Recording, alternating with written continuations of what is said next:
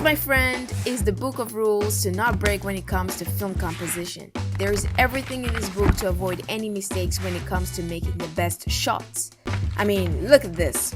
Golden ratio, 180-degree rule, everything is here. But I prefer this. Hot like 100. Hello. Loading, track with the lyrics like I'm bowling. Keep pushing on, keep rolling. Hey guys. So today I'm gonna share with you 3 main factors that I use and think of before composing my shots. Be aware that everything I say is purely my artistic taste and process and shouldn't be taken as a rule.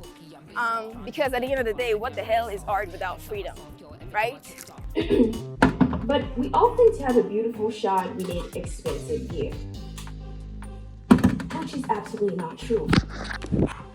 In my previous videos, I tend to prove that you don't necessarily need expensive gear to tell your story. Just grab any camera that you have right now, do with what you have. Now that I got that out of my shoulder, we can get started. Let's go. Factor number 1. Stick with me here. See, in every great movies, every image you see on the screen has a reason why it's composed the way it is. That's what makes it great, because everything has been questioned and answered. And composition is not about how you place your camera only. It goes on and beyond, from the choices of light, music, editing style. The list really goes on. But even making those little choices are not always easy. That's why you need to know why. Understanding the why helps in 2 ways, in my opinion. 1, crafting a compelling and impactful visual narrative. With this understanding, you can make intentional choices which will embrace your story better and evoke the right emotions to your audience. And segundo, reason why it's helpful, it's just gonna make your work flow so much easier and smoother when it comes to composing a frame. And that leads me to my next point. And what point? Framing. About time. Come on, tell me, I'm listening. We'll go about this 3 ways. Which are? Could you stop interrupting me? That would be lovely. Jeez, you want a cup of coffee? Maybe it will ease you up. 3 ways.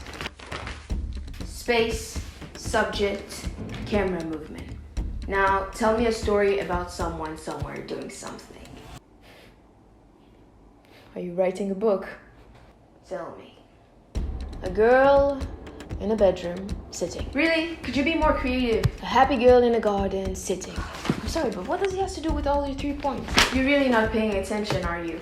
If I do not know my space, I do not know where to place my subject. And if I do not know where to place my subject, guess what? I don't know where to place my camera. The way I'll go about it is analyze the space in my location. See if there's interesting shapes, patterns that could help my viewer's eye stay focused on my subject. But there's nothing but grass in a garden. Use advantage of the beautiful view. You did say she was happy, didn't you? Did I? Why? You and your why. Because if I wanted to, I could wake up that girl in the garden all in panic, frustrated, and I'll know exactly how to execute it. Alright. She's happy because someone told her she's pretty. Yeah, that's my why. Okay, good. And how will you execute that on camera? I don't know.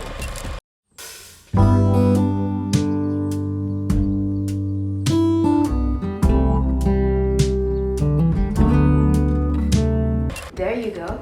You're too serious. You should brighten up.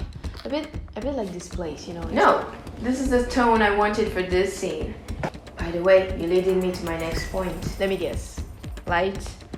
For once you're paying attention. Good job. If not, lighting is the part in cinematography that actually surprised me a lot when I was in film school. It's now my favorite part when it comes to filming. But I can tell you that light plays a crucial role in composing a frame because it directly influences the mood, atmosphere, and the visual impact of an image or a scene. When it comes to lighting a scene, you can either go for artificial lights or natural lights. In some cases, you can use both. In natural light, you depend fully on the sun or the cloudy day or the rainy day, which is not bad, which is actually really good.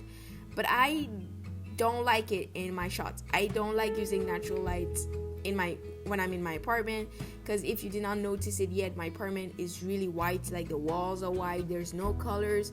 and when sunshine hits my room, my apartment, it's way too white and dull and doesn't make anything creative. When using any source of light, honestly, from artificial light to natural light inside a room, be mindful of the colors of the walls, of the color of your clothing. Be mindful of those little things, because you might see a nice spot in your house where the light just embraces the whole room. You know what I mean? In my case, I don't think it embraces anything, but in your house, it may be different. One thing I've been really doing and I've been loving when it comes to natural light is filming against sunlight, and this is something that I love so much now because you can create a silhouette in front of that light and it gives that mysterious dynamic look. So try that and let me know if you actually like it. Before, I used to be so scared to do those things because I thought it would just ruin my shots, but now I love it because it just gives so much style into your shot. And when it comes to artificial lights, I'm not a pro, I'm still learning, but I do like it better than natural light because I'm able to have control in the tones, the feel, the energy I want to persuade in my shots, in my scenes. With what I have, I mostly use gels and I play around with what I have. So yeah, I'm a bit limited when it comes to artificial lights, but I really want to learn more with more, you know what I mean? But yeah, that's lightning. I hope this gave you like a sense of understanding how to compose. Those are the 3 things I focus my mind a lot on when it comes to filming, and I hope it will help you compose better shots. Yeah, so thank you so much for watching this video. I hope you guys loved it. Love you guys, and I guess I'll see you real soon. Ciao.